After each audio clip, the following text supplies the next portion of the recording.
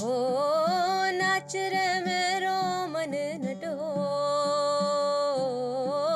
नाच रे मेरो मन नटोय, होय नाच रे मेरो मन नटोय नटोय, नाच रे मेरो मन नटोय।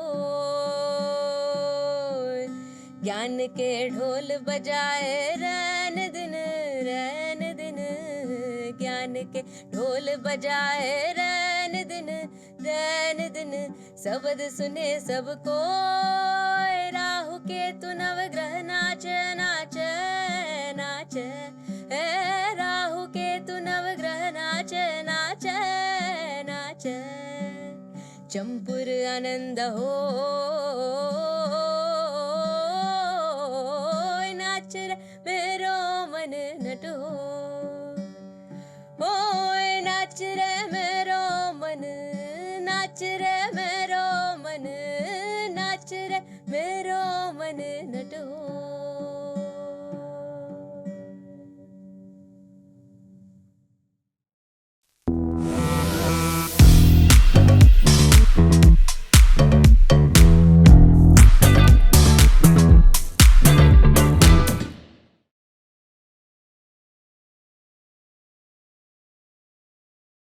Bindu, you're one of those artists who studied Carnatic and then Hindustani, then got into folk, and now you also do music direction for movies. So, how do all of these things flow into your music and sort of make it one congruent whole as far as your music goes? I think what started happening is that I am very invested in the sound and how sound can be played with, and sound has this deep impact on us which takes us to realms which are beyond the framework of language, framework of culture, framework of any kind of conditioning that we have, emotional, psychological. It kind of opens up a beautiful scape. Sound has that way to come and hit us, and that's why I think we all are music lovers, and we need music, and especially India as a culture, every aspect of our life is so intertwined with all kinds of music making and sound that I am deeply interested in that relationship. And because I started off with Carnatic from my early childhood, that started giving me a way to walk through these meaning making, grammar, and structure. But my life was not just confined to those times of training. There was always the influence of film music from the radios and folk music and everything. I clearly see that there's a way we harness these sounds, the continuum of the sounds into different forms. But at the same time, it's way beyond that. And we have a very deep historical connection with this. And it's primordial. So, for you, whether it's Hindustani or Carnatic or anything else, is that really a boundary or you just don't see it that way? I see both. I see both the boundaries to kind of play with and respect, because we, just like culture, we all have where we come from very deep rooted in us, and that gives us some level of identity. But at the same time, we have to see that it's a choice of an identity also, and there is, you can choose to also step out of that and see what lies beyond. So to know that this is a boundary, which means you're here and there's more on the other side. Yeah. And to play with that. You mentioned being exposed to Carnatic music as a kid. I'm guessing you come from a musical family. Yeah. So my mother sang. She was a trained Carnatic musician, and she was also a government employee with a 9-to-5 job. Since she could not make any of us children sit in a place and learn from her, all she did was sing all the time. While cooking, while I sit behind her in the cycle and go, I can't even run away then. I'm sitting, holding on to her with my dear life, and she sings. Yeah. And also, I think she wanted me to interact with her to know that I've not fallen asleep. So many of my songs that I learned were before I even started learning Sarigama. She just infused every moment with songs, and I could sing these songs right from when I was 4, 5. I was singing full-fledged songs. My actual training began much later, and my grandmother was a Jalatarangam artist, and a kind of a mad lover of anything artistic, and more than anything else, she just was curious about the world. She would want to learn everything. So she could play the Jalatarangam. Very few musicians took to that art, and especially at that age. Is it still alive as an instrument? It is, but not so many takers. It's a little cumbersome in terms of you have to really take care of each of those porcelain pots and then tune in all the swaras with water and play with it. And then she could play the harmonium, veena, sing, and do this. Yeah. So my grandmother's house was filled with instruments, and if I didn't have anything else to do or other cousins to play with, I used to just pick these instruments and play. Yeah. And while she's cooking, she'll practice. She'll put something on the stuff, come back, play a song, practice, and then go back. That's how her timing of cooking worked. Wow. Yeah. And then looking back now, how have all these memories and experiences influenced you in ways that you can see today as a musician and as a person? I was just thinking about this, that therefore, if you take my mother's way of providing music, as much as providing everything else, a language, providing food, everything, and my grandmother, there's a certain relationship with space and time that's going on there. And if I went to just a class and my engagement with music was just there, which did happen, I'm not saying it didn't happen, formal training happened, then everything gets compartmentalized as space and time, that you need to sit in a certain way and attend to it with a certain focus. Right. I used to always think, why am I not sitting down in a place and practicing as much as I'm singing all the time? It's because of these people. They just try to grab these moments and opportunities in their day-to-day and injected and infused their love for this art, and also kind of maintain some sense of sanity in dealing with your day-to-day challenges through music. So I would say for me, this really has altered how I see practice, how I see dedication, how I see focus. Sometimes it takes a lot of chaos around me to arrive at focus. You're also an artist. I know that you studied design. So where did art and design, did they run parallelly in your life, and then somewhere music took over? So right from childhood, I had always wanted to dance and be a painter. Singing to अरे default हो गया क्योंकि everybody is singing and there is music, and there was an expectation that I should sing because I did show promise. But I personally, out of my own interest, gravitated more towards dance and the visual arts actually. So that's how I thought I'll pursue them more seriously than take up music. But music kept filling in. And I kept moving towards this, and music is around me all the time. That's how the relationship was. So I really didn't think I'll take up music as a profession and get to pay my rent and bills through that and make a living. I thought it'll be my hobby.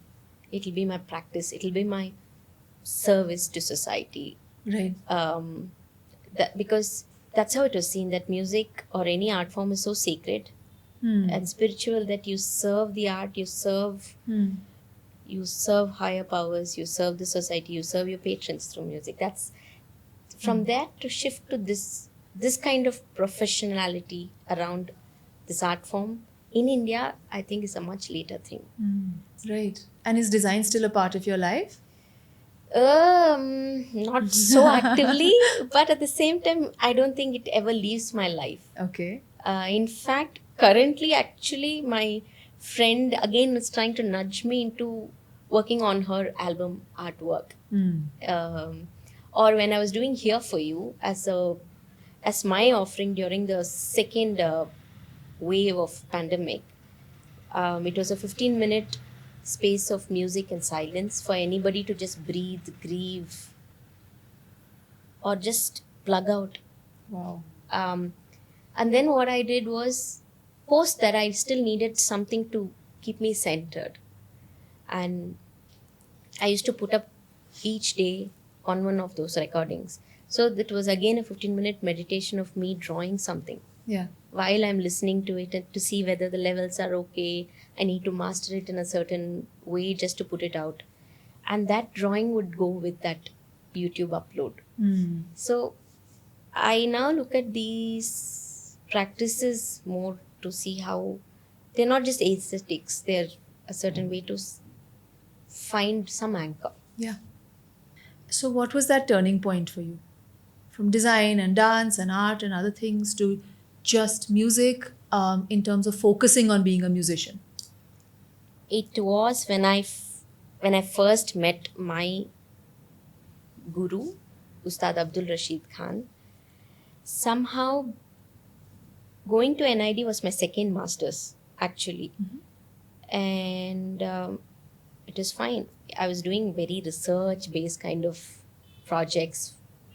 At the same time, like you said, something was amiss in this for me. It wasn't completing me. And I took a shot in the dark when there was a Speakmaker email floating around saying there's a Gurukul scholarship to go to any guru of your choice, any master, not that that person becomes your guru, but a master who's just focusing on that in their life and made that their life. They eat and sleep and breathe that focus in their life. And it could be dance, meditation, yoga, music, fine arts, anything. Of course, on the artistic side. And you get to go and spend a month with that person. Thankfully, I got that scholarship. And I was sent to Ustad Abdul Rashid Khan that time. Where was he? He was in Kolkata at that time. In fact, I had applied hoping I would go to Ustad Fariduddin Dagar to learn Drupad. And I got in, and then that year he was unwell. So this set of people who got selected to go to him, not all of them. My second choice was Ustad Abdul Rashid Khan. So they sent me to him. And there was actually a confusion. I thought it was Ustad Rashid Khan. And I didn't even know about Baba at that time. We all call him Baba. But when I went to him, something before I even knew started acting on how life is going to turn for me. Literally. I didn't know he was 99 years old. I didn't know who he was. I said, okay, I'll go and see what happens. I couldn't believe that a person who's 99 could even sing then. Let alone, yeah. But then when I first heard just a sound coming out of him,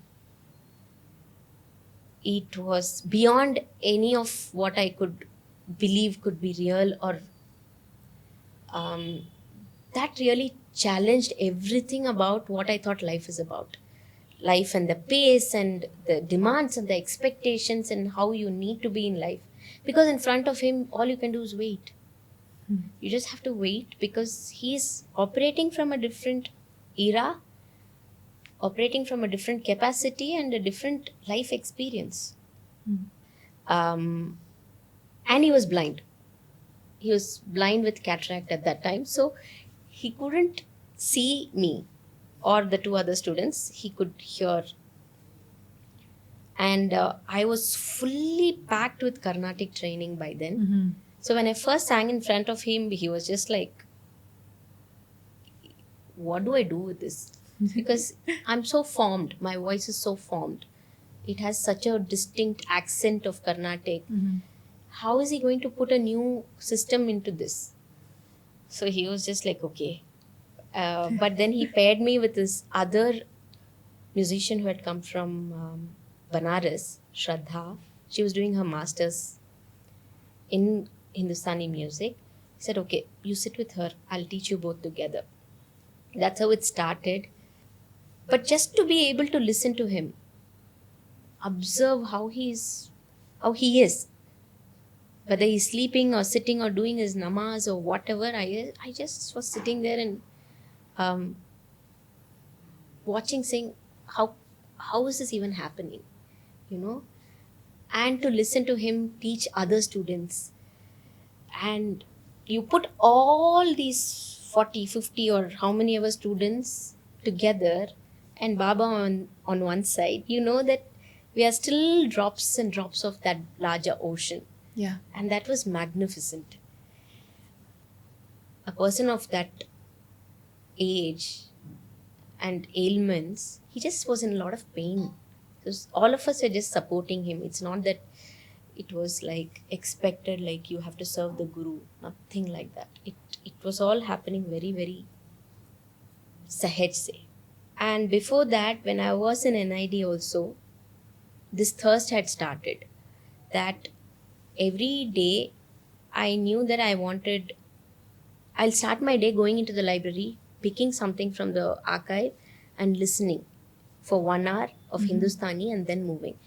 Because something about Hindustani started really expanding my emotional landscape, or giving a container for my emotional landscape then. And Hindustani dwells a lot in just unfolding note by note by note with no hurry. It bends time very differently. Oh. And it then allows you to expand differently. And the expansion is not by packing 100 things into a moment. It's just stretching one note. I think it started kind of really calming my nerves. And I used to cry every day listening to Hindustani music, and just it was doing something to me, and that's how I wanted to learn Hindustani. And finding Baba was very important that way, because you can find teachers, but it makes a difference when you know you found a guru. Yeah.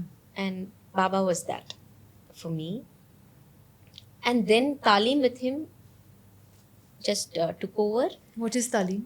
Talim is again training, or him giving you the music or giving the art to you. And this Guru Sishya exchange is Talim, Yeah. basically. And at the end of that 1 month, even though he was blind, he called me close to him and said, I don't know where you will go after this, but all I want to say is, go to a master. Don't go to any teacher. Go to a master, because I have done that much work on you. Mm. And I said, the only master I can see is you. And he said, my doors are open for you all the time. Just come back anytime. And that's how it started. That 1 month became till like almost 10 years. Yeah. Till he lived. And for me, why was this essential? What happened was that I was struggling. My Carnatic training had reached a point when I was ready to jump into improvisations, Kalpanaswaram, Ragam, Alapana. All this is when you're not learning set compositions. You have to now start expressing your creativity, your language, or your understanding of the raga. And that's called Manodharma, where it's about you navigating it through your ability to be creative. And I think I faced a block then. And I wanted to somehow break free of it. Because there was huge fear, and more than anything else, I think there was high expectation from myself, because everybody said, oh, you're gifted. Oh, you're talented. Then I thought all this is supposed to come automatically, because it's a gift. How do I work on this? Some random thoughts like that have started happening, and I really completely confused myself. And going to Hindustani helped me break out of that, because I challenge myself with a new form where I know I don't know anything.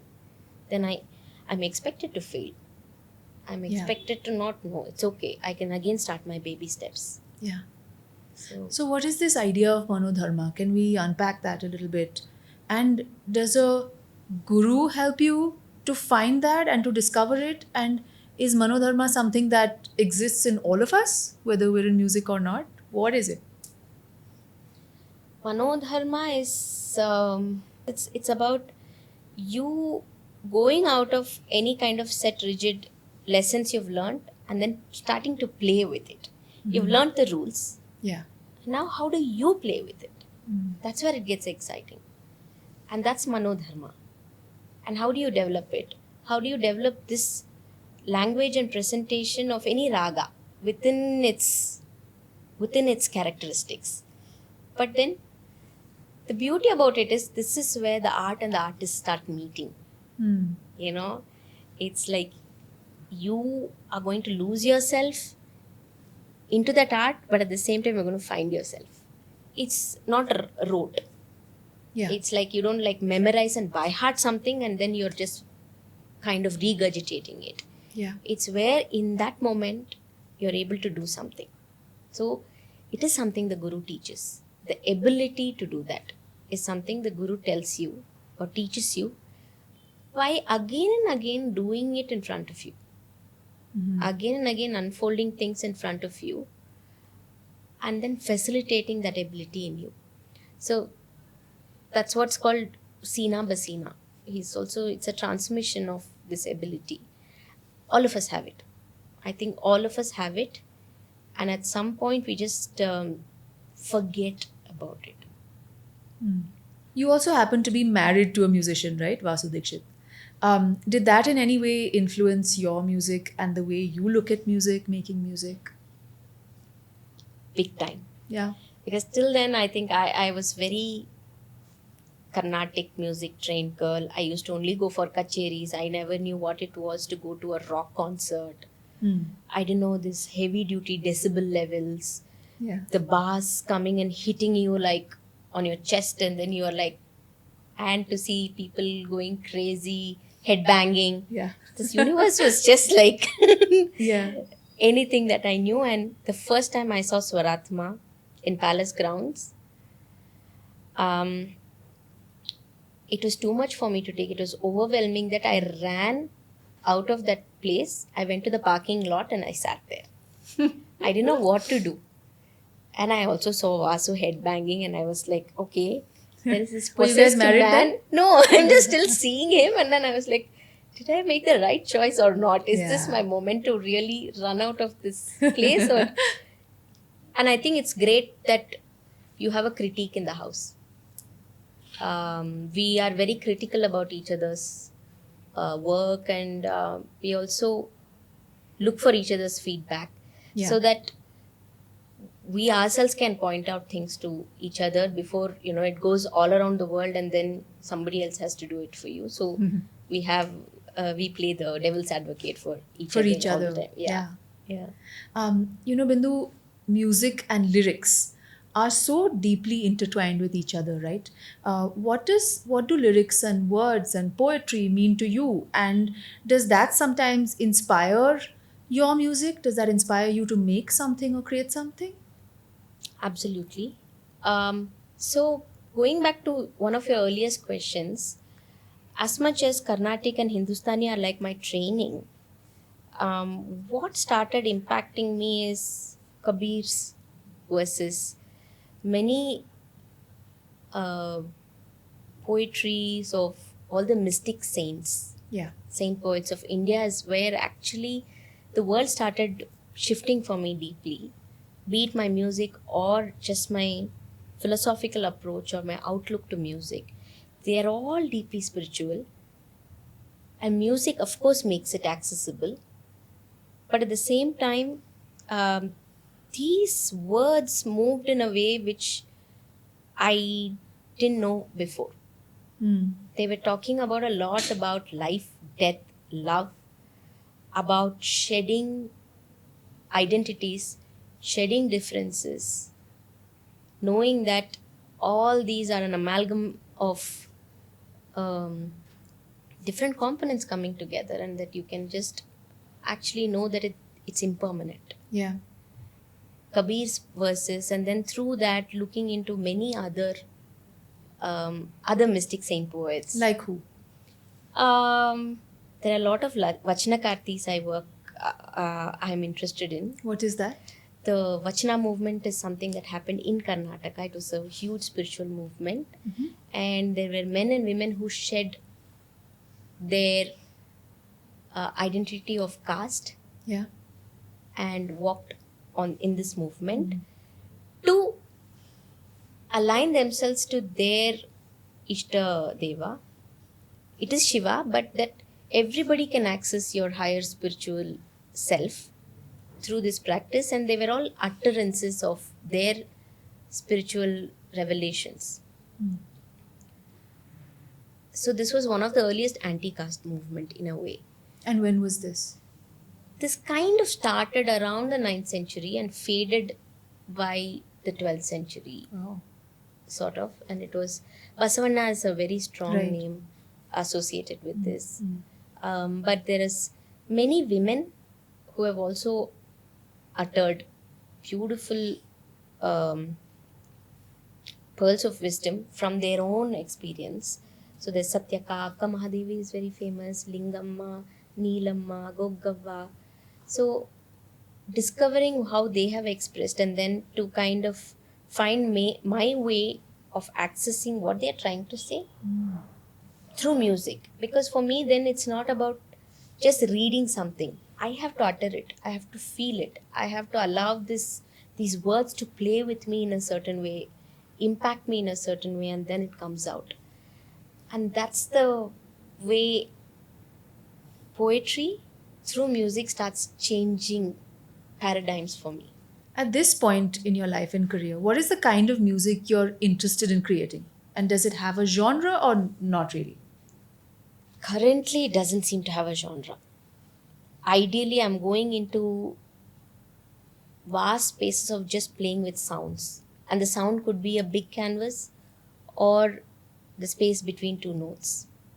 So I am kind of breaking from my own preconditioned notions. Or, of course, I practice every day. I go deeper into my practice, but there's a world to discover. So this would be my my own take of my music. But if Yeah. it comes to saying, this is the kind of song I need to create for a situation, in a scene, in a film, I'll do what's necessary for that. And I'm happy to explore the influence and the confluence of all kinds of in fact, to show that, look, the diversity is so much. For example, when I was working for Bijoyini Satpathy to create different scores. The Odissi dancer. Yes. Different scores for different spaces she had chosen in the Metropolitan Museum of New York.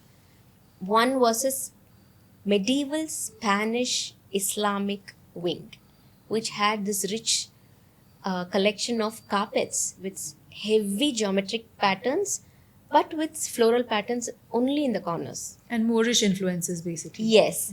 Then I tried to look at then what's the history of music and melodies. She's a she's an Odissi dancer from India, Yeah. and I'm a Carnatic trained, Hindustani trained person. Then if you see geographically, there is movement and all this. No art form comes from only one place. It's always an expression in that certain time and period of a form also, and Right. it keeps changing. So then a rag which I took was Kirvani. Kirvani is from Carnatic, they say. I mean, Hindustani singers say, "Acha, ye rag to aapka south ka hai," like that. So then I know Kirvani is in Carnatic. It's a Melakarta raga. Then it's in Hindustani, but it goes to Spain and Moorish,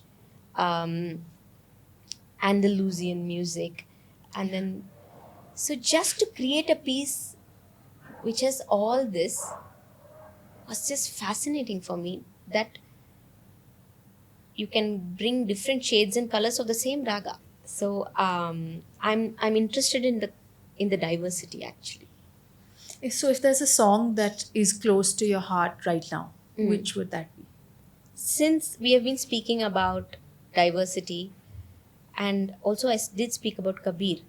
Kabir, I think, helped me look into Nirguna, to talk about the formlessness, to talk about the one without the attributes.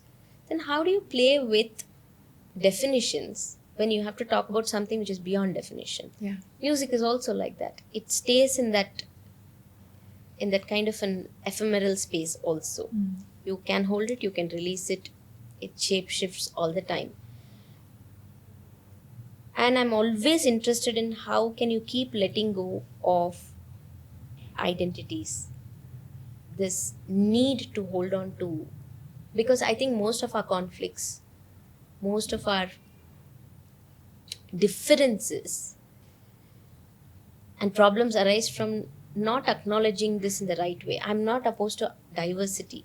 At the same time, when that becomes a problem of conflict, that's what Kabir was always trying to say, that shed the fact that there is duality, or there is multiplicity, but don't other.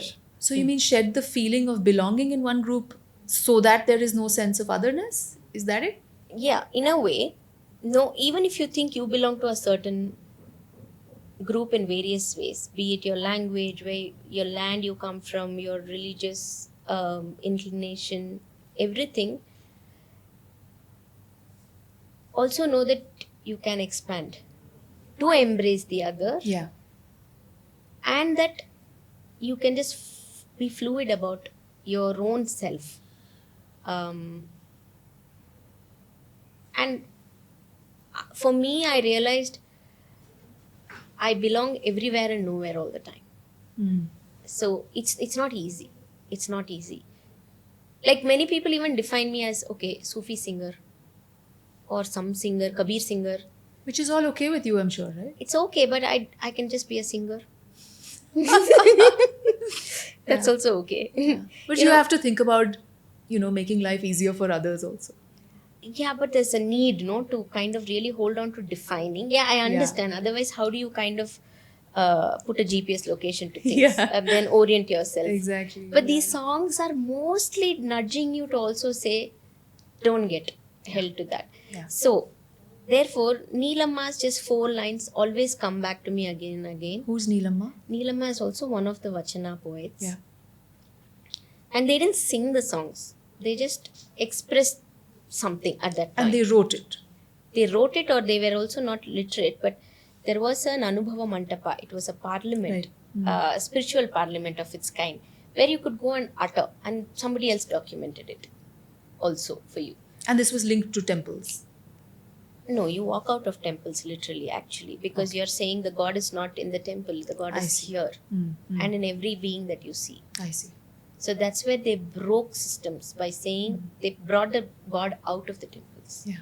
She says, Shabdavadagi Nishabdavagi, sound kind of submerged into silence.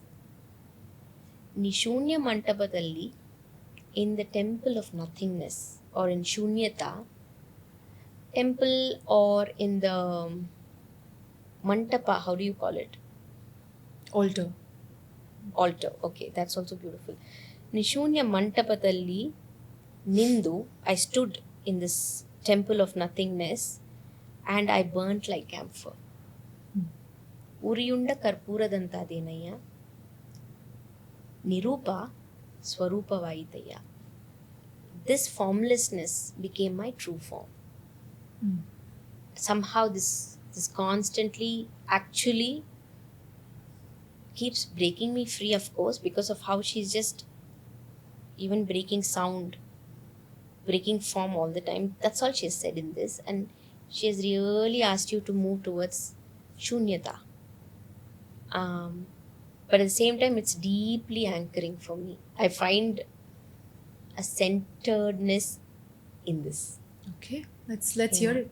So this poetry of Neelamma's that I was saying, no?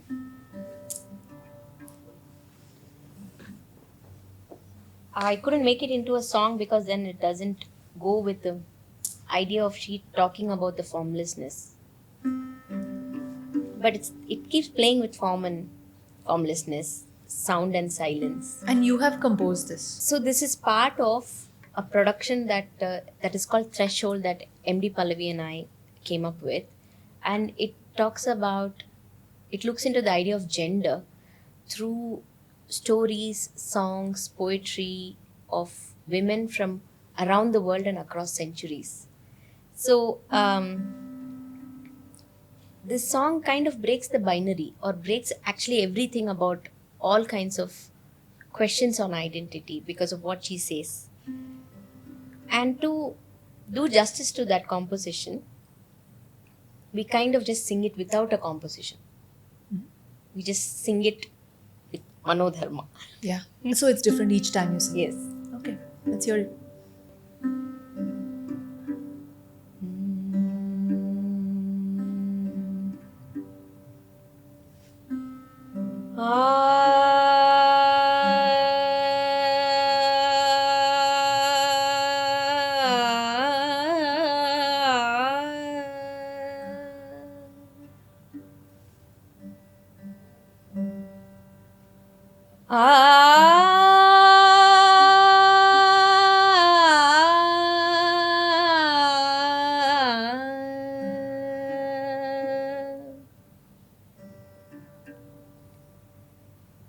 ಶಬ್ದವಡಗಿ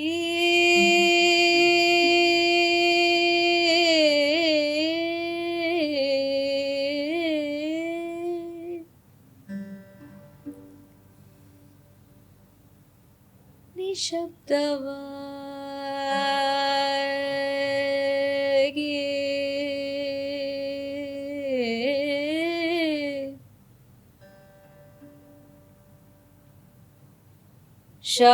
ಶಬ್ದವಡಗೆ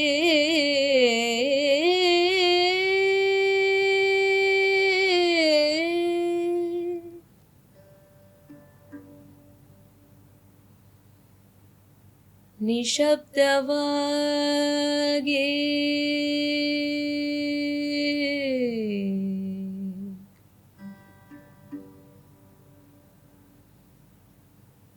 ಶೂನ್ಯ ಮಂಟಪದಲ್ಲಿ ನಿಂದು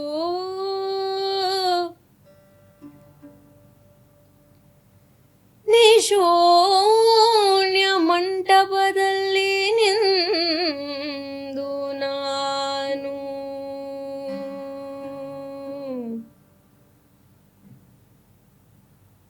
ಉರಿಯುಂಡ ಕರ್ಪೂರದಂತಾದೆನಯ್ಯ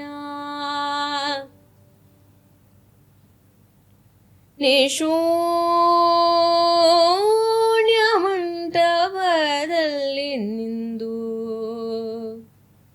ನಾನು ಉರಿಯುಂಡ ಕರ್ಪೂರದಂತಾದೆನಯ್ಯ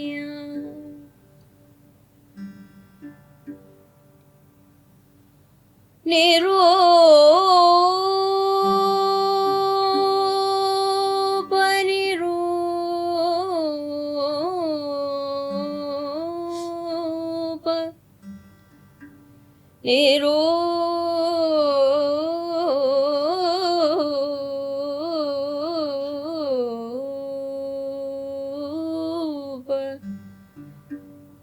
Nirupa Nirupa Nirupa Nirupa Nirupa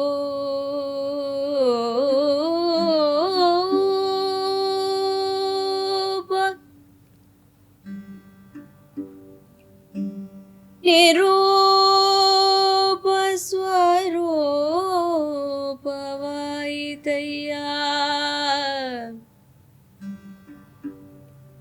ಶಬ್ದವಡಗಿ ಶಬ್ದವಡಗಿ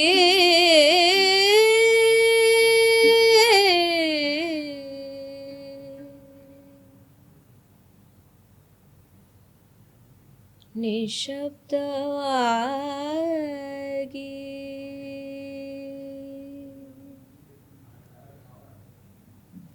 What you just did was so improvised, so much from the heart. You're feeling it as you sing it. You know, it's Manodharma, as to use your word. But when you're working for the movie industry, does that allow the kind of freedom that you otherwise give yourself as an artist? It's a different kind of freedom, I would say, because I think freedom also makes sense when it's not entirely boundless. It's got its peripheries, it's got its arena.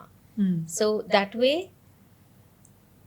film comes with its story, comes with its script, comes with its needs. You are there to fulfill a certain need or the requirement of that project. However, they have come specifically to you. At least that's how I would like to read it, that they want something that I have in their project. They see my music and my artistry or my approach align or complement that project. Otherwise, there are so many music directors. Then I want to look at it that way, where I contribute in the way that is me, but to fulfill something that is needed by the film, to do justice to the film. At the end of the day, the film has to be larger than all of us put together. That story, that storytelling, that art. So, and it also gives me a larger canvas. This is just me in this moment. I'm committed to this moment here. I sing how I sing. Although it's recorded and not recorded, doesn't matter. I had to only be here for this moment. I don't have to care about past or future. But film is not like that. You are also putting it there to fit into the other aspects of the film, the story, the scene, the scenography, everything, the characters. And it's going to be played again and again and again for we don't know how long. Yeah. So there is that level of a commitment there. And it alters it then. I have to plan in a certain way to make it work, not just once, but probably many times. Or be completely good for that scene, that moment, that emotion, that drama or whatever. And here I'm just one voice.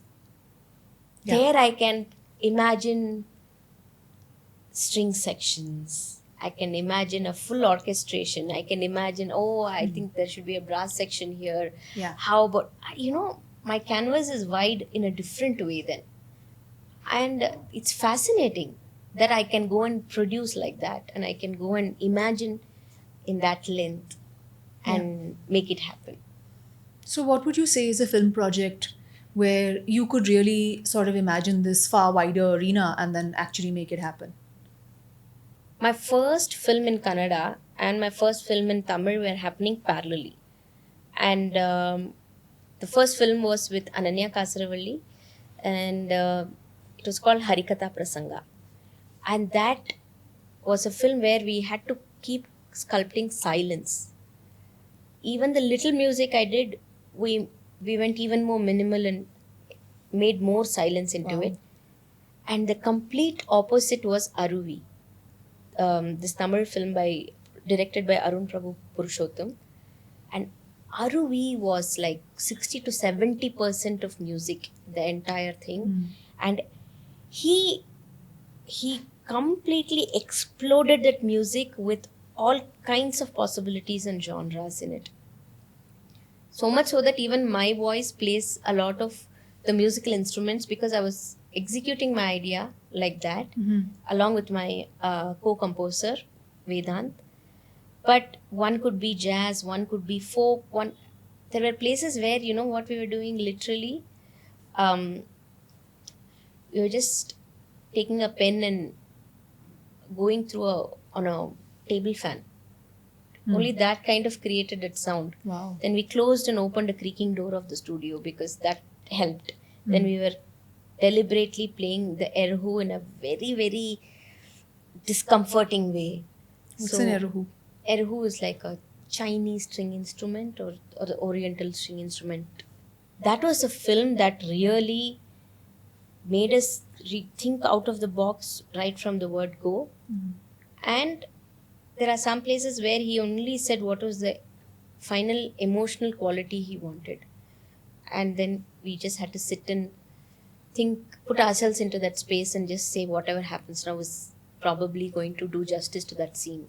Yeah. And one of the most, I think, popular song that everybody knows from that film came from that space actually. What is it called? Merku Karail. It's called Hope Song. I mean, so we had a lot of fun. It was a large canvas, and we did string section, we did trumpet, and we did accordion, and we did drums, everything possible. It was just magnificent. And even this film Achar and Co. Yes. Was beautiful because I could really pay my tribute to the music of the 60s and 70s, film music and South Indian film music. Yeah. And to go and imagine that and see the confluence of Western and Carnatic in just that young, independent India, still with a lot of that British Colonial baggage and influences and impacts, everything which is evident in the music and everything also. Yeah. That also had a beautiful canvas for me, and I went all out, marrying these two worlds. Beautiful. Yeah. So, currently, who inspires you? Okay, there are a lot of women who inspire me, but what I noticed about when I think about these women, I think they would not have wanted me to say why they are inspiring. They want all of us to look at the direction they are pointing at. So they are these women from around the world, right from it could be just my own ancestry of mother, grandmother and others who are all everyday heroes, to women in different cultures, different communities, different just households who are wisdom keepers and who are blurring all kinds of lines between the world as we see it and the world that is much more than what we actually see and access. Because I want to, just like music, I want to say that I recognize or I now respect and see that there is a stream of consciousness that's going on and everybody is tapping into it. And if you kind of put your hand into that stream of consciousness, there is this flow of wisdom, and many women have really be it from the Native American culture to even the tribal communities in India to any part of the world, they have somehow kept this idea of wisdom, or which is beyond language, beyond the written word. We come from an oral tradition. I sing songs which have lived for more than 500 years. Kabir's songs are there, and they have all been passed on through wind and water and air and the elements and the heart, literally. So I wouldn't say I want to say there's one woman who's inspired me, but there is this whole aspect of women who really have held on to this and just passed it on generously. That's so interesting.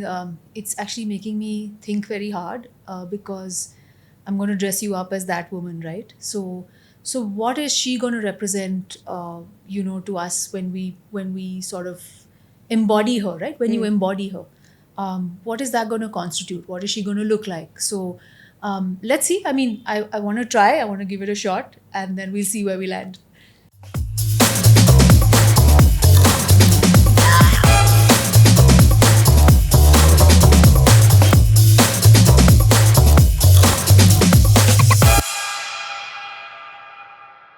whole idea of bringing you here finally, Bindu, it's been very special. And I think for me, it was about um, just bringing you here so that you can be yourself and you can speak your heart and your soul. Because for you, I know it kind of goes down to your soul, everything that you do. So it's been very special having you. Thank you so much. Really, thank you, because I think I will leave this interview or this conversation with so many more thoughts about what just happened here. Why did I say whatever I said, and how you nudged it, took it, and you were so allowing for me to speak about the abstract as if it's as common as this chair and this mic, So thanks for that.